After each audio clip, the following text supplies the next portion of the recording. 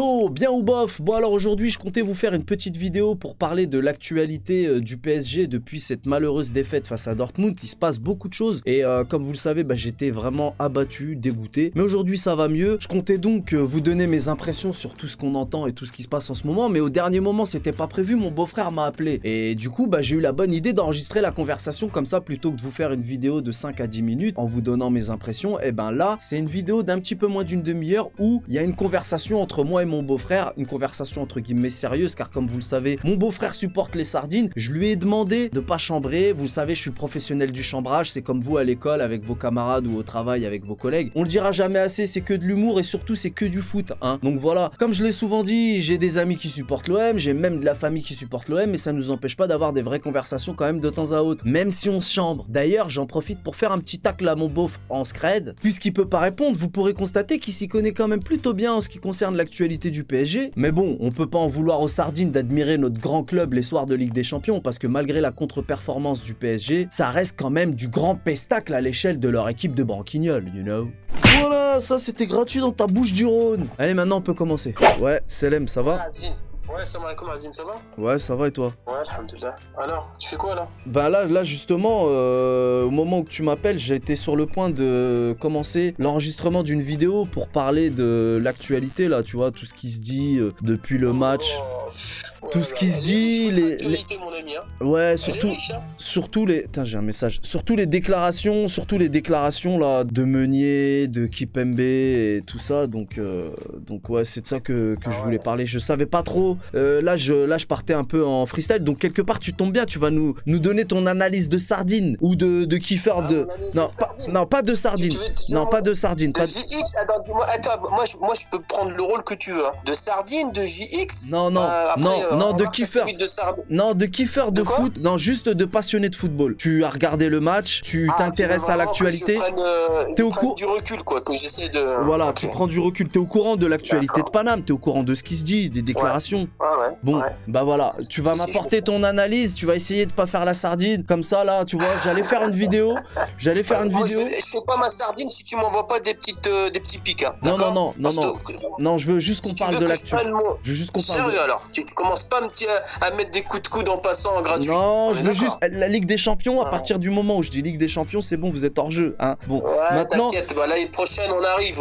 L'année prochaine on arrive. Maintenant, on va juste parler de Paname. Tu vas me dire ce que t'en penses. Moi, je te connais, je sais que t'es un passionné de foot. Vas-y. T'es au courant de l'actualité. T'es au courant de ce qui se passe, ce qui se dit. Bon. Et de toute manière, comparé au chroniqueurs télé, je veux dire, au final, on est autant légitime qu'eux, puisque comme les chroniqueurs, on est tous des chroniqueurs, plus ou moins, d'accord? Après, ceux vraiment, moi, en ce qui me concerne, hein, moi, c'est mon opinion. Les plus grands experts, ça reste les joueurs de foot qui ont connu le très haut niveau, qui ont connu les matchs à grosse, tu vois, avec de gros enjeux, tu vois. C'est ce que je voulais dire. Tant qu'une personne n'a pas vécu la pression des matchs, c'est difficile. On peut se positionner. Bien sûr qu'on peut se positionner, parce que je vais dire un truc. Nous, on sait pas comment on réagirait dans ces moments-là, tu vois. Donc moi, c'est facile pour moi en tant que comment. Non mais voilà, tout ça pour dire que comparé aux chroniqueurs qui ont pas joué, enfin à part certains, parce qu'il y a des chroniqueurs qui ont été professionnels. Oui. Et puis après, attention, il y a des grands chroniqueurs aussi. Non, hein. après il y en a des bons. On n'est pas en train de dire qu'ils sont. Non mais on n'est pas en train de dire qu'ils sont pas bons. C'est juste pour dire que chacun peut se positionner. Après on peut se tromper. Hein. La seule chose c'est que nous, à la différence des chroniqueurs, c'est que nous on sait pas ce qui se passe dans le vestiaire. On sait pas ce qui se passe dans l'entourage des joueurs. Attends, je te coupe parce que toi tu parles beaucoup et la vidéo va durer 30 ans. J'étais parti pour faire une vidéo de 5 minutes. On va commencer avec les propos du frère Kipembe. Concernant la déclaration du frère Kipembe, qu'est-ce que t'as à dire? Quand il fait ça, indirectement, il chie sur Tuchel, mais il chie sur tout le club aussi, tu sais. Il se permet cette déclaration, à mon avis, par rapport à la compo de l'équipe. Et la compo d'équipe, comme je te disais hier, Tuchel, il a pas tous les éléments pour faire l'équipe qu'il a en tête. La compo, on va en parler après. Moi, je suis d'accord pour dire que cette déclaration, ça fait que du mal à Paris et on a déjà pas mal de détracteurs. Lui, il vient nous rajouter de la merdouille et c'est effectivement craché sur Paris. Par contre, je sais pas si t'es au courant, mais il semblerait semblerait que Kimpembe se soit excusé auprès du coach et se désolidarisé surtout de son frère. Et le coach lui a dit qu'il en tiendrait pas rigueur. Ouais, mais d'accord. Ok, on va dire, pour dédouaner Kimpembe, c'est moins grave que Corrier qui directement il a tiré à boulet rouge sur Laurent Blanc, tu vois. Ouais. Mais qu'on le veuille ou non, tu vois, le problème c'est que Kimpembe, bon, déjà il est champion du monde et tout le monde le voyait beau. Hein. Moi personnellement, quand je vois le match qu'il avait fait, le Paris-Barça, la victoire 4-0 de Paris, il fait un match extraordinaire. Je dis, ce gars-là, il sort d'où, tu vois? Ce jour-là, c'est lui qui avait muselé Messi, effectivement. Pour moi, c'est son seul fait d'arme, hein, qu'on le veuille ou non, tu vois. Son match référence, ouais. Ouais, c'est son match de référence. Si tu veux, quand tu vois le match qu'il a fait depuis son titre de champion du monde, c'est pas un gars, on va dire, qui, au contraire, il y avait un moment, il était en nette régression. Lui non plus, il avait pas besoin de cette déclaration, tu vois. En plus, les matchs précédents, je crois qu'il avait fait des boulettes en championnat, je crois aussi. Je crois qu'il a fait une ou deux boulettes. C'était quel match? C'est lui qui relance Nantes. Ouais, il fait une boulette, il relance Nantes dans le match, non? C'est pas ça? Je sais plus, mais bon, la boulette dont tout le monde se souvient, c'était l'année dernière au même moment de... Ouais, déjà, bon, bref, il a quand même un passif, on va dire. Je suis désolé, Franchement, voilà. ça, c'est... Je sais pas d'où ça sort, on avait vraiment pas besoin de ça, c'est clair. Ouais, mais non, mais ça fout la merde, clairement. Ouais. Après, il y a le fait que Meunier aussi ait déclaré ne pas être au courant de sa suspension au match retour. Par contre, mais il y a du nouveau. Ouais. Il a dit, t'es au courant? Il a dit que, en fait, il savait pas qu'il était déjà averti. Il le savait pas, sinon il aurait pas fait 7. En fait, il est vénère de ce que, des moqueries et des gens qui, première déclaration. De toute façon, il passe pour un charlot. Il peut pas se rattraper sur ça. Sur ça, tu vois. J'ai lu que texto, il a pesté en disant qu'il était pas au courant, sinon il aurait pas fait cette faute. À partir du moment où il fait comment? Attends, le gars, c'est un joueur professionnel, tu vois. Il peut pas, même si en off il le dit, en interne il le dit, mais il sort pas un truc comme ça. C'est de l'amateurisme pur et dur. Il a pas le droit de. Moi, je suis capable de faire des bourres pareil. En plus, je me rappelle l'action, il coupe une action. Bon, c'est pas son carton jaune le problème. Le problème, c'est sa déclate, il se la ferme. Il dit qu'il faut pas qu'il le dise. Ça, on veut pas l'entendre, tu vois, parce que c'est ça en fait qui fait passer une fois de plus le club pour des charlots. Mais clairement, tu vois, c'est pas le carton jaune. Le carton jaune qu'il prend, il est beaucoup moins dommageable pour Paris que celui de Verratti. Tu vois, il a pris son carton jaune, point barre. Il y a personne qui va venir l'emmerder. Contrairement à Verratti qui n'est même pas concerné par l'action. Voilà, mais même s'il est concerné, je veux dire, même si, je vais dire un truc, même si Verratti fait une faute et qu'il mérite le jaune, le problème c'est pas comment ou pourquoi. Le problème c'est qu'il est suspendu au prochain match. Et ça, c'est une sacrée balle dans le pied de l'équipe, tu vois. Mais Meunier fait une déclaration et une fois de plus, vous passez pour des charlots. Clairement, à cause de sa déclaration. Et comme si ça suffisait pas, il y a celle de Neymar. Mais bon. Ouais, mais c'est Neymar. Déjà, parce que c'est Neymar, déjà c'est différent. Mais en plus, elle est déjà un petit peu plus légitime. Mais même s'il aurait pas dû quand même. Mais c'est Neymar. Mais le problème avec Paris, je veux dire un truc. Non, mais le sujet, toi tu dis c'est Neymar. Tu parles du fait que ce soit lui qui peut se le permettre. Mais le sujet en lui-même est légitime aussi. Ouais, mais bon, après Neymar, le problème c'est qu'il a. Attends, mais il y a une autre bombe qui a été lâchée aujourd'hui, c'est Messi. T'es au courant de la déclate de Messi? Ah non? En gros, Messi, je t'enverrai bien. En gros, Messi dit que Neymar l'a appelé pour lui dire qu'il est pressé de le rejoindre au Barça. Non. Pour voir le bâtard de Messi. Ça te donne une idée du bâtard de Messi quand même. Non, mais Messi, Messi, il a dit, genre ton pote, il t'appelle, lui, il va le dire aux journaux, quoi. Non, c'est en gros, Messi a dit que Neymar est pressé de le rejoindre au Barça. Voilà la déclat de Messi. On y reviendra après. De toute façon, je t'enverrai le lien. Mais je vais dire un truc. Le problème, c'est pas ça. C'est comment tu peux reprocher à Neymar de faire une déclaration sachant qu'il a le statut qu'il a à partir du moment où Ibrahimovic, avec tout ce que Paris lui a apporté, tu vois, il s'est permis à son départ de chier sur Paris, tu vois. Et ça, je suis désolé, c'est un truc que tous les vrais supporters de Paris. De qui tu parles? Tu peux pas laisser. Je te parle d'Ibrahimovic quand il est parti de Paris. Il a chié sur Paris. Il a fait une déclat où il a chié sur Paris. Neymar, tant qu'il est à Paris, tu peux pas en fait te tirer à boulet rouge sur lui. Quand il partira, tu feras le bilan. Si Neymar il part et que Paris a gagné la Ligue des Champions. Bah ouais, mais dans ce cas, on tire pas sur. Bah dans ce cas, si on suit ton principe, on tire pas sur Meunier ni sur Kimpembe. Mais c'est pas le même statut. C'est pas Meunier ou Kimpembe qui va te faire passer un cran et c'est pas encore des grands noms du foot, tu vois. Neymar, c'est un grand nom du foot. Tu vois ce que je veux dire? Quand je te dis que Tuchel, il a fait sa compo en demandant l'aval de Neymar, parce que clairement, si tu veuilles ou non, je suis persuadé que Thiago Silva, il est aligné parce que Neymar, il a dit qu'il faut qu'il soit aligné. Hein. Faut être clair et net, tu vois. Ouais, mais on sait pas ce qui se passe dans le vestiaire. Voilà, on sait pas ce qui se passe, mais ça, t'es le seul à avoir cette hypothèse. Hein. Je l'ai entendu nulle part. Pourtant, tout le monde sait que là, tout le monde s'en donne à cœur joie. Mais écoute, on sait très bien dans le milieu du foot, un entraîneur, quand un grand joueur joueur dans l'équipe, quand t'as un énorme joueur, si t'as en plus le seul leader à Paris, on va dire le seul leader légitime, parce qu'il n'y a pas d'autre leader. Donne-moi un autre leader le seul leader légitime, on va dire, c'est Neymar, que tu le veuilles ou non. Donc tu vas pas me dire. On se doute que dans le vestiaire, il a forcément une. Bah oui, j'allais dire une influence, mais c'est même le mot. Même dans la compo. Même le mot influence est faible. Il a certainement son mot à dire sur à peu près tout. Mais bien sûr qu'il a. Tu rigoles. Regarde, moi j'ai entraîné à un niveau très modeste, mais les premiers que tu mets dans la confidence, c'est les leaders de ton équipe. Tu leur demandes même leur avis. Tu leur demandes l'avis. Quel est ton avis? Si tu sens que les leaders. Ouais. Donc selon toi. Ouais. Pour moi, Thiago Silva, il pouvait jouer que dans ce système-là. Si tu veux, sachant avec tous les doutes qui entourent Thiago Silva, il fallait, tu vois, en gros, une défense à 3 avec Kimpembe et Marquinhos. Tu mets Marquinhos derrière avec Thiago Silva, t'es plus rassuré que si tu mets Thiago Silva avec un autre, tu vois. Parce que malheureusement, c'est pas, il y a aucune garantie. Hein. Le problème à Paris, c'est là où le bas blesse, c'est derrière. Derrière, c'est problématique. Moi, je veux dire, je me mets à la place de Tuchel. Tu peux pas mettre le petit Kouassi, il manque d'expérience. Ouais. Si tu fais X trop, ils vont tomber dessus. Donc après, logiquement, moi, si j'avais été coach, j'aurais mis Marquinhos, Kimpembe. Là, je suis tranquille. Sachant que Marquinhos, le problème, c'est qu'il revient de blessure aussi. Tu vois, on n'a pas tous les éléments par rapport à ça. D'accord? En fait, il y avait, quand t'as pas de certitude dans l'équipe. Marquinhos, il a joué de toute façon. Mais toi, t'aurais pas aligné Thiago Silva. Moi, ça dépend. Mais moi, j'ai pas tous les éléments du vestiaire. Si Neymar veut absolument que son coach non, mais faut que tu expliques pourquoi ta théorie. Parce que en fait, ça se passe dans le vestiaire. Pour moi, je vais dire un truc.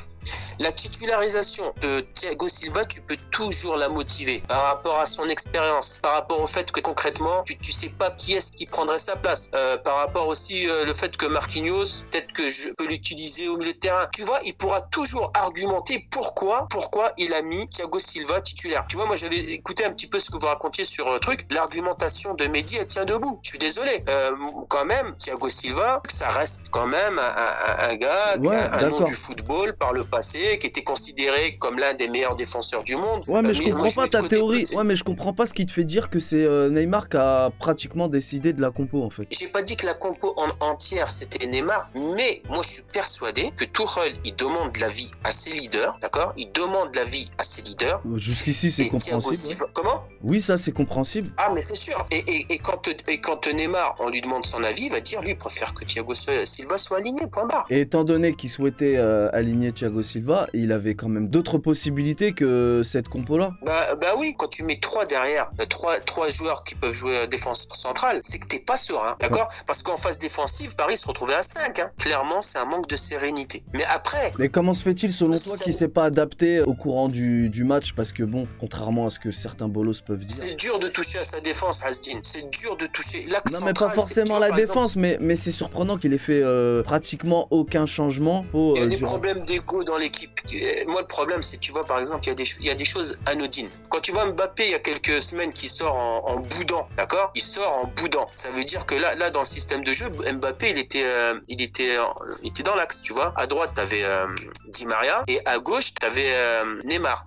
Normalement, un vrai neuf, tu mets soit Icardi ou Cavani, parce que Mbappé, il manque encore du volume pour jouer neuf. Hein. Non, on est d'accord. Donc ça veut dire que soit tu mets un vrai neuf devant, tu mets soit Cavani, soit Icardi. Non, mais ce que je veux dire, c'est qu'il a tenté un pari, ça fonctionne pas. Pourquoi il a pas changé au courant du match ce genre de choses, par exemple? Parce que on parle pas que de la défense. Changer quoi, par exemple? Vas-y, quoi? Que ce que faire rentrer, par exemple, faire rentrer un neuf, changer. Et tu sors qui? C'est ça le problème. Tu sors qui? Donc tu vas sortir Di Maria, parce que lui, Di Maria, c'est pas le sort. Il est sorti de toute façon. Il est sorti et Di Maria, il est pas aussi bon quand Neymar est là que quand il est solo. Mais Di Maria, pourquoi il est pas aussi bon? Parce que Di Maria, il va se crever à faire tout. Bon, il faut qu'il fasse ses tâches défensives, tu vois. Mais tu vois, par exemple, défensivement, là, Neymar, il est à court physiquement, mais même Mbappé. Les deux, ils défendent pas assez, les deux. Neymar, tu peux pas, tu sais, rien que son nom, tu le mets sur le terrain, l'équipe adverse, ils savent que c'est Neymar. Tu sais que si jamais tu fais une faute à 25 mètres des buts, quasiment, enfin, j'exagère, mais c'est quasiment un penalty. Enfin, j'exagère. En tout cas, quand il touche le ballon, on sait qu'il va se passer quelque chose. Ben oui, il va se passer quelque chose. Tu sais que c'est Neymar en face. C'est-à-dire que tu sais que le gars, si le gars, il touche le ballon, en fait, Neymar, ton objectif, c'est qu'il touche pas la balle dans les 40 40 derniers mètres. Tu sais que ce gars-là, s'il touche la balle dans les 40 derniers mètres, il est capable de faire quelque chose. Et vu qu'en plus, il y a une flèche devant qui va à 2000 à l'heure qui s'appelle Mbappé, tu sais très bien que ces deux-là, dès qu'ils vont toucher le ballon, ils sont capables de tout faire. Mais ce qui est embêtant, c'est qu'Mbappé, il a touché plusieurs ballons, il a tenté, c'est pas rentré, et l'autre en face, il a peu d'occasions, et à chaque fois... Mais il faut que ça, je veux dire un truc, il faut sortir du comparatif par rapport à ça. Ouais, parce que sinon, on s'en sort pas. Haaland, c'est Haaland, le gars, il a fait son match, c'était pas le même contexte. Derrière, c'était pas l'assurance tout risque.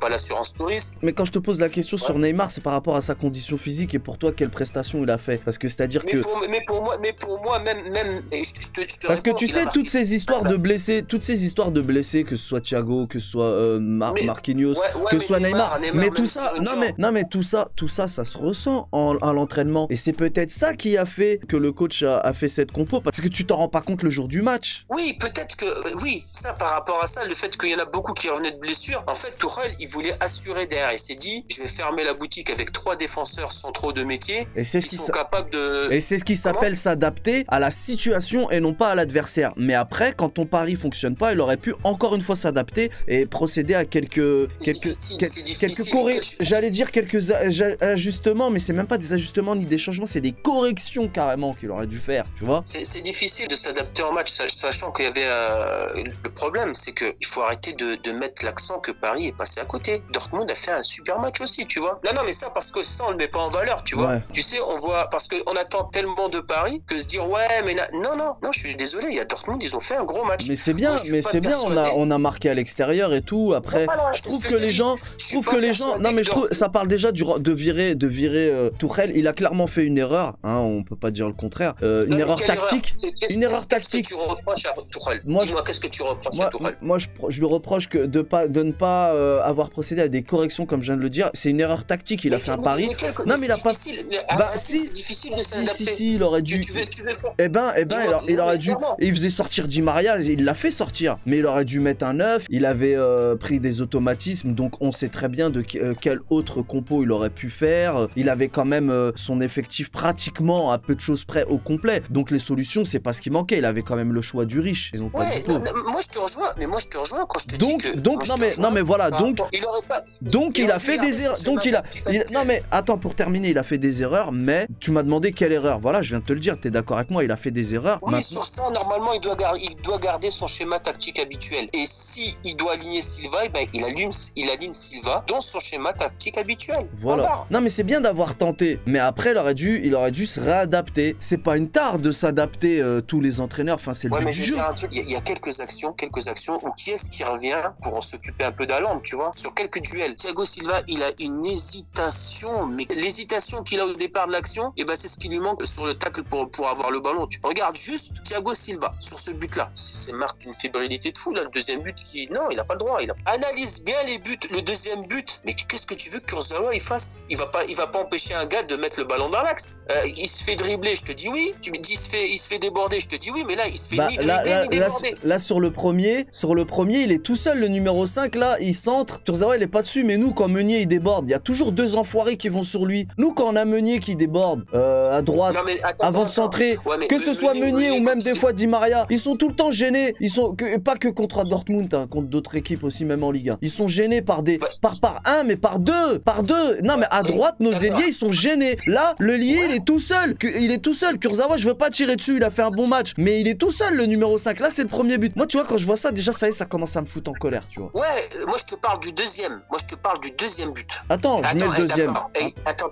Moi, je te parle du deuxième. Le premier but, faut que je le revoie, là. Le deuxième but, je te parle. Le premier, peut-être. Et encore, ça mérite débat. Mais le deuxième, il a rien à voir, le gars. Le deuxième, il a rien à voir. Effectivement. Mais regarde l'hésitation de Thiago Silva, s'il te plaît. Regarde, oublie le but, regarde comment il se déplace. Tu regardes juste comment, à un moment, il fait un truc de fou. Tu sais quoi, je le mets en repeat. Verratti, il fait comme ça, d'un air. Mais non, avant qu'il frappe, dès qu'il touche la balle, Verratti, il est pas content. Bah oui. Verratti, avant qu'il marque, pourquoi Verratti parce qu'il est tout seul entre 3 Parisiens. C'est ce que je te dis, normalement, il doit avoir un gars dessus. Un gars, tu le prends. Normalement, Thiago Silva, mais tu me le prends, il y en a qu'un. Verratti, il est petit, mais Verratti, il est petit, mais on dirait c'est lui le patron. Hein. Il a capté tout de suite, au moment où il touche le pied, le ballon touche le pied d'Haaland, Verratti baisse les bras d'un nerveux. Oh, c'est quoi ce délire? Je te jure, c'est un truc de ouf. Bah ouais, mais moi je le comprends.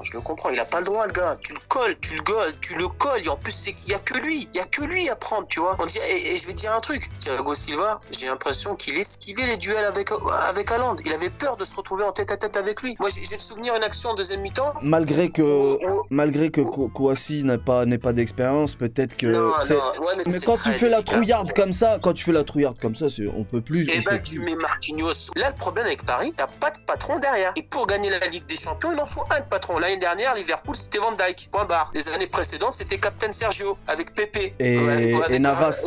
Avec Varane. Navas, il a fait son match quand même. Si Navas, il sent que c'est fébrile derrière, lui, il va te gagner par la fébrilité. C'est ça que je veux que tu comprennes. C'est un bon gardien, tu vois. Il est capable de faire. Mais le problème, c'est. Et de toute façon, c'est tout le monde un peu dans cette situation-là. Le problème, il n'est pas Navas, là. Ouais. Mais sinon, pour récapituler sur tout ce qui se dit en ce moment-là, tout le monde parle, tout le monde nous voit déjà comme si qu'on avait perdu. Paris, ce qu'elle a craint de Paris, c'est en fait qu'il se consume de l'intérieur. En fait, le problème, c'est ça, les déclarations de l'un et de l'autre, là, c'est. Voilà, les petits trucs de Kimpembe, les états d'âme de l'autre, tu vois. Et c'est pour ça que je te dis, il faut vraiment l'union sacrée, en fait. Parce que ceux qui sont, en fait, les plus dégoûtés, c'est pour ça, quand je te dis tout à l'heure, Ibrahimovic qui se situe dessus, Neymar, attendons, en fait, la fin de son histoire avec Paris pour le juger. Parce que s'il va chercher la Ligue des Champions, c'est ce qu'on va retenir à la fin, tu vois. Mais le problème, c'est que ceux qui sont vraiment dégoûtés, c'est les supporters, tu vois. Les joueurs, ils doivent pas être contents d'eux non plus. Ouais, mais c'est pas le même enjeu. C'est pas le même enjeu. L'autre Neymar, son enjeu, c'est d'aller chercher un ballon d'or. Son enjeu, c'est d'aller dans un club peut-être plus huppé que Paris. L'autre, son objectif, c'est de signer un contrat encore plus juteux avec Paris. Chacun, tu vois ce que je veux dire. Oui, il y a les compétiteurs. Mais au bout du bout, c'est les supporters, les vrais amoureux du club, tu vois. C'est eux pour qui, tu vois, si Paris sont éliminés, ils vont être réellement dégoûtés, tu vois. Ouais, ou les gars qui sont déplacés à Dortmund, tu vois, qu'on fait des kilomètres, ou bien le gars, il va payer son billet 200-300 € pour voir un match retour. C'est eux qui font de la peine dans l'histoire. Ouais, comme c'est pas les joueurs. Faut dire clairement les choses. Déjà, quand je vois dans l'état que ça me met, des fois, je me dis moi-même, j'exagère. Ouais, mais c'est ça, tu vois, faut bien recadrer les choses, tu vois. C'est les amoureux du club. Et c'est eux, en fait, qui doivent se dire, bon, allez, c'est l'union sacrée, tous avec Tuchel, tous, mais on s'en fout comment, pourquoi, faut passer, quoi. Tout n'est pas encore joué, et il y a des gens qui nous ont déjà enterrés. Moi, je veux revenir sur tout ce qui est dit, et surtout les déclarations. C'est vrai que nous, on se tire des balles dans le pied tout seul, on est déjà dans... Oui, on est déjà en porte-à-faux. On est déjà en porte-à-faux. C'est ce qui risque de tuer, c'est ce qui risque de... Genre Meunier, il aurait dû se taire, je sais, je suis au courant, je suis pas au courant. Je suis au courant, je suis pas au courant, on n'avait pas besoin de ce petit truc en plus. Kimpembe, son frère, c'est juste inadmissible et ridicule. Non seulement le frère il fait passer son frère pour un... Il fait la Kaira à 2 balles, tu l'as vu la vidéo? Moi je l'ai vu, hein. Franchement c'est ridicule. Donc il y a celle de Meunier, il y a le frère Kimpembe, et après il y a Neymar. Neymar, enfin je sais pas, juste après le match, allait le dire au micro. Mais juste après le match, allait le dire au micro. C'est un peu un coup bas quand même. Mais c'est pas...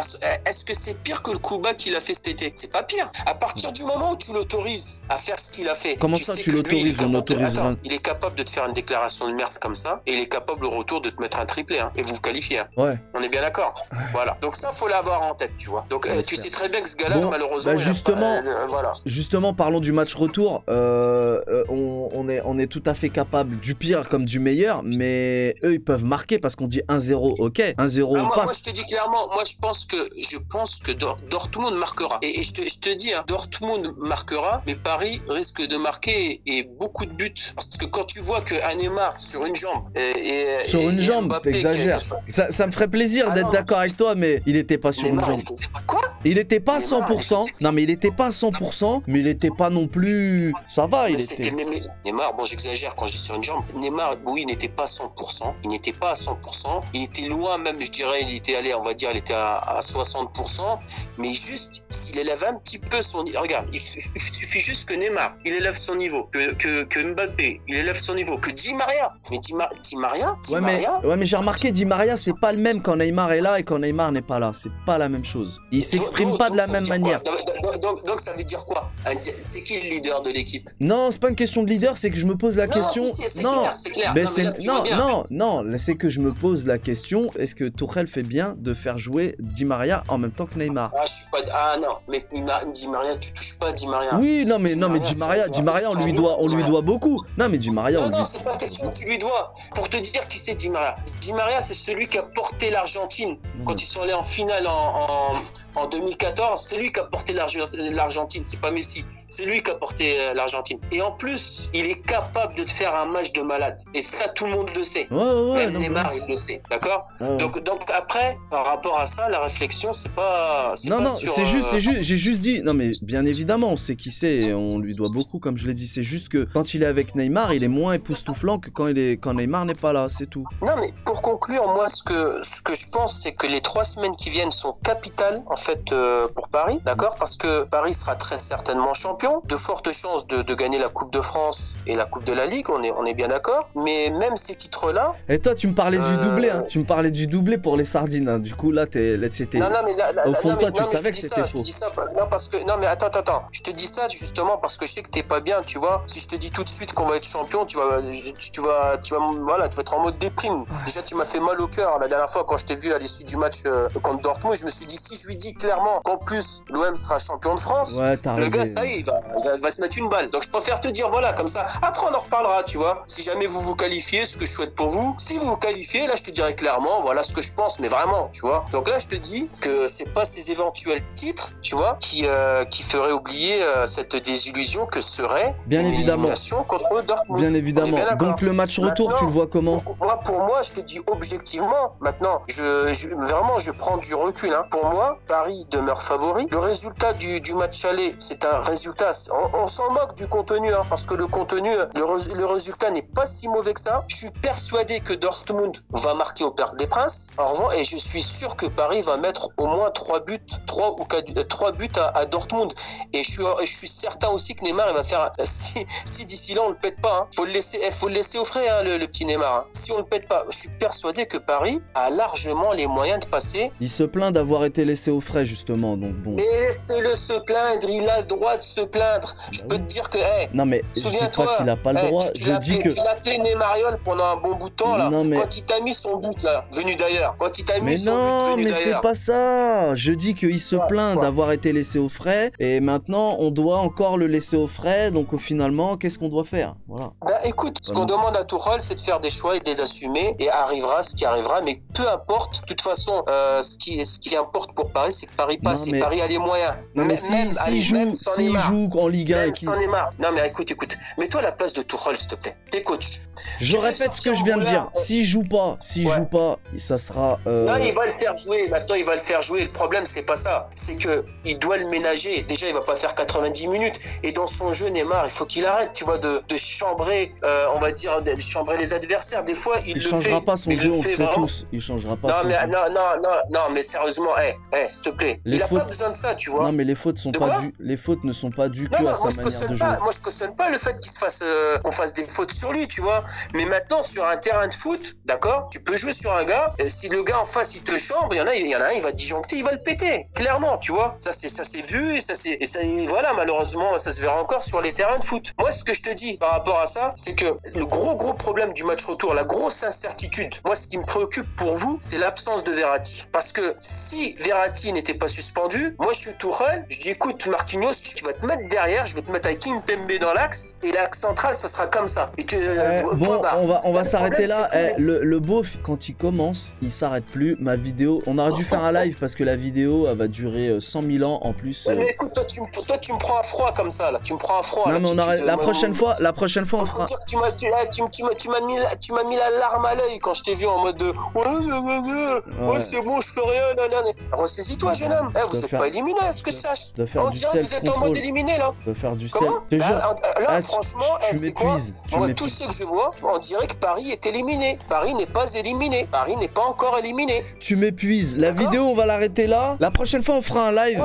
On fera un live comme ça, en conversation comme ça, téléphonique, parce que t'as de quoi parler et t'as des choses à dire. Si. Dommage que tu fasses pas partie de l'équipe truc de foot, puisque tu veux pas montrer ta tête. Bon, on s'arrête là pour la vidéo, sinon ça va durer 30 ans. Voilà, c'était un petit peu long, heureusement que je l'ai arrêté, sinon ça aurait pu encore continuer comme ça pendant des heures. Si ça vous a plu, n'hésitez pas à lâcher un petit pouce bleu et on pourra peut-être recommencer ce genre de vidéo avec le beauf. On connaît les bails. Salut!